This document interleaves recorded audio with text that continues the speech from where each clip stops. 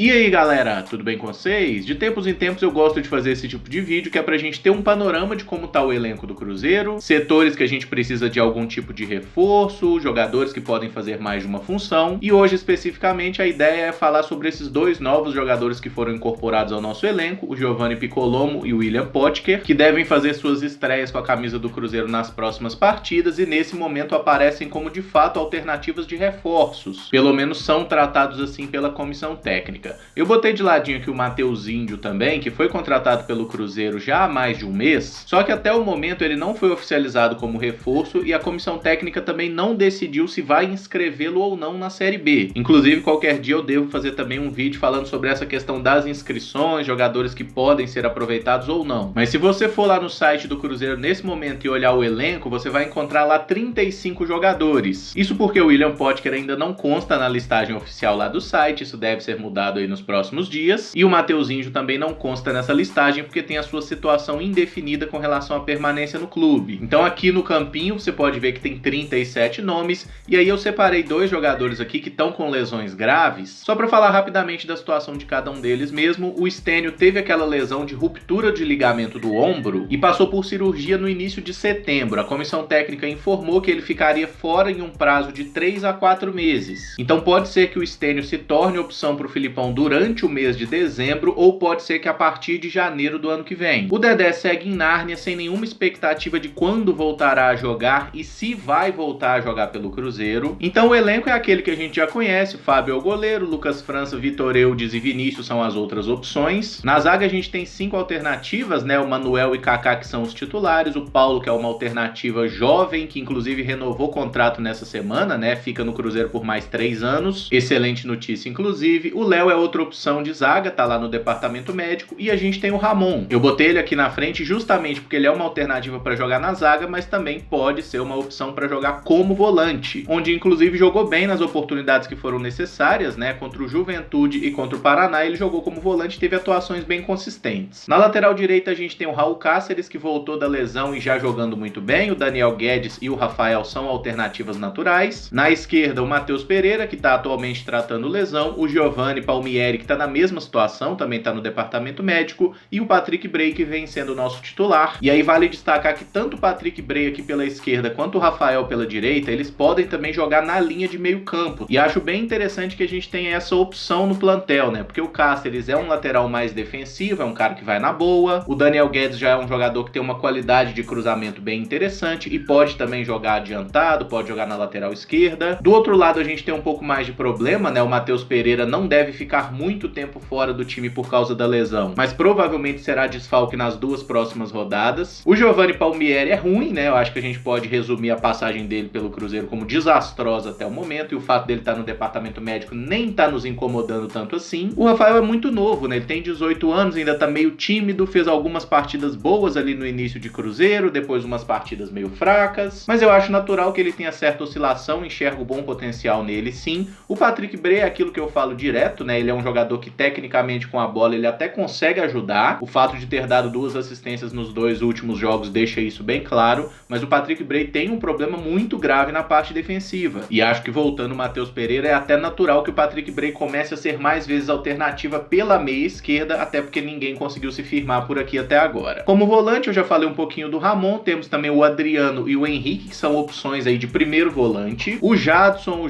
Oreiudo e o Felipe Machado, que são jogadores que saem um pouco mais pro jogo, se bem que o Machado já cansou de fazer o papel de primeiro volante, né? E nesses últimos jogos o Filipão tem ensaiado usar o Machado de meia armador aqui na frente. Até porque é um cara que tem um passe muito bom, é um jogador que em algumas vezes na temporada conseguiu aí assistências ou construir boas jogadas através dos seus passes longos, né? Quem sabe o Machado não se ache aí numa função diferente. Mas apesar do Filipão falar abertamente que quer mais um volante, né? Tentaram lá o Thiago Santos, tentaram o Júnior Urso, falaram do Wellington do Atlético Paranaense também. Eu não fico insatisfeito com esse grupo de volantes que a gente tem. Acho que se a gente quiser revezar aí Ramon e Adriano como primeiro volante, Machado e Jadson como segundos, não são duplas ruins. No caso do Henrique e do Jadson, particularmente, eu nem queria que eles estivessem aqui no Cruzeiro. Mas já que estão, em algum momento também podem ser opções úteis aí. E a gente sabe que o Filipão gosta desse jogador que tem um pouco mais de vivência, um pouco mais de experiência no futebol. Nos meias centrais a gente tem aí Marco Antônio, que tá lá fazendo aquele trabalho de fortalecimento, momento, né? O Giovanni Piccolomo, que chegou agora, deve fazer a sua estreia nessa partida contra o Botafogo de Ribeirão Preto. O Regis e o Claudinho, que são mais meia atacantes, né? O Giovanni e o Marco Antônio são mais meias de organização, jogam um pouquinho mais recuados. Aqui na ponta direita a gente tem o Ayrton, que na minha opinião tem sido aí uma das boas novidades do Cruzeiro nessa temporada. Chegou da Inter de Limeira, conseguiu marcar gol aí nos 2 últimos jogos, é um cara de muita velocidade. O Wellington é sempre uma opção de arrancada aqui pela ponta, é um jogador que tem problemas na tomada de decisão. Já pudemos observar também algum problema na questão física, é um jogador que não tem muita resistência para começar jogando, por exemplo, ele cansa muito rápido. Acredito que estão fazendo um trabalho com ele nesse sentido também.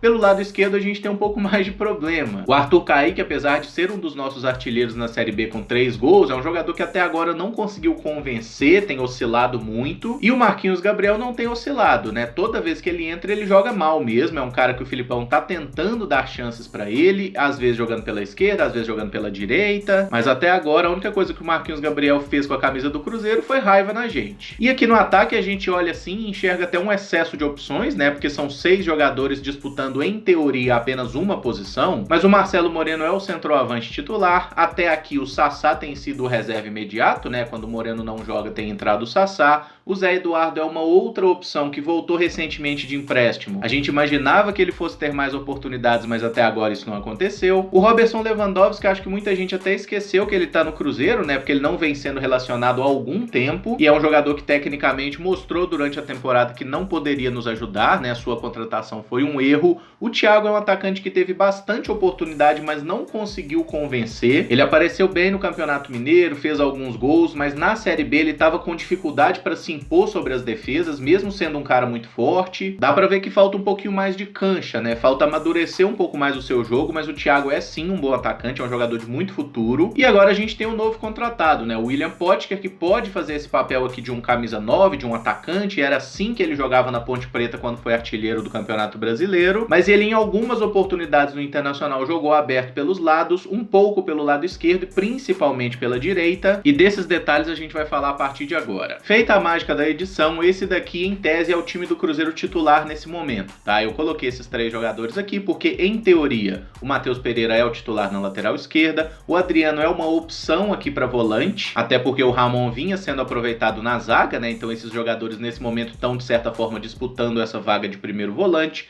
e o Arthur Kaique só saiu do time porque tá lesionado, ele era o atacante pela esquerda na vaga do Marquinhos Gabriel. Mas a base de time do Cruzeiro é essa aqui mesmo. O Filipão tem jogado num 4-2-3-1 desde a China, fez assim no Palmeiras, então ele não deve mudar muito a estrutura do time. Então vamos falar especificamente aí dos reforços, né? Os jogadores que chegaram ao Cruzeiro. O Giovanni Piccolomo, naturalmente, ele seria uma opção para fazer esse papel do Regis, ser um meia centralizado. Com apenas essa mudança aqui, o Regis vindo para o banco, ou nesse jogo próximo, por exemplo, o Regis está suspenso pelo terceiro amarelo, com o Giovanni fazendo esse papel de meia centralizado, ele não vai ser um cara para jogar colado no Marcelo Moreno, como a gente está acostumado a ver o Regis fazer, e até o Maurício que foi embora. O Giovanni não é segundo atacante, ele é mais meia e eventualmente ele foi inclusive segundo volante. Se você olhar o mapa de movimentação do Giovanni Piccolomo lá no Goiás, na Série B em 2018, ele jogava muito mais nessa faixa do campo do que adiantado. Já na temporada 2019, pelo Coritiba, o Giovanni jogava mais como um meia, tá? Então em 2018 ele fazia um papel praticamente de um segundo volante, e em 2019 ele era de fato ali o camisa 10 do Coritiba, e nas 2 oportunidades os times conseguiram subir de divisão. E eu confesso que fico animado com isso, porque é um jogador que tem vivência nessa Série B e tá tendo sucesso nessa divisão, conhece bem os adversários, e se tiver bem do ponto de vista físico, eu acho que tecnicamente o Giovanni vai nos ajudar bastante nesse segundo turno. Eu não imagino ele sendo aproveitado como segundo volante no time do Cruzeiro, justamente porque a gente não tem um primeiro volante que tenha passado uma grande confiança de que é um cara que vai segurar a onda. Porque o Giovanni não é tão bom assim no ponto de vista defensivo, tá? E o Jadson, apesar de fazer esse papel de primeiro volante algumas vezes e ter muita vitalidade por ali, ele não é um exímio marcador até agora, ele ainda tá se aperfeiçoando nessa função. Se a gente tivesse um Lucas Romero, né, só pra falar de uma coisa que não vai acontecer, mas se a gente tivesse um Lucas Romero aqui de primeiro volante pra correr por um 5, aí tudo bem, você poderia pensar no Giovanni como um segundo volante, mas nesse momento eu acho muito improvável que o Filipão faça isso. Já com relação ao William Potker, né, eu já falei aqui que lá na Ponte Preta ele jogava jogava muito bem como atacante, fez bastante gol, então ele poderia entrar naturalmente nessa vaga do Marcelo Moreno, sim, mas a maioria dos treinadores lá no Internacional aproveitou ele jogando aqui na ponta direita. Como a gente tem visto, o Ayrton tem feito algumas partidas legais aqui pela direita, nesse momento ele merece ser titular, na minha opinião. O problema tem sido do outro lado, né, porque o Marquinhos Gabriel e o próprio Arthur Kaique não têm jogado grandes coisas, então será que não seria uma boa simplesmente botar o Potker por aqui? Eu acredito que ele faria a função, tentaria jogar da melhor forma possível, mas a principal virtude do Potker é o quê? É a arrancada, a força física e o chute. O Potker é um cara que chuta muito forte, às vezes o chute não tem muita direção, mas forte é. E para explorar essa virtude da finalização, é mais fácil você usar ele por aqui, e aí o Ayrton poderia jogar pelo lado esquerdo, até tentando aproveitar o fato dele ter mostrado aí um bom entrosamento com o Patrick Bray, né, já que foram 2 assistências do Bray e 2 gols do Ayrton. Isso aqui seria uma possibilidade, tá? E aí a gente deve ressaltar que o Giovani, ele deve se associar um pouco mais na parte defensiva, ajudando a qualificar essa saída de bola e também aparecendo aqui para jogar junto com os meias pelos lados, para tentar fazer uma tabela, uma triangulação. Mas tendo essas opções de atacantes com os pés invertidos, né, no caso o Ayrton, um destro pela esquerda e o William Potker, um canhoto pela direita, a tendência natural é que eles puxem para dentro para fazer a jogada e não vão para a linha de fundo. Deixa eu tirar o Marquinhos Gabriel aqui que tá enchendo o saco.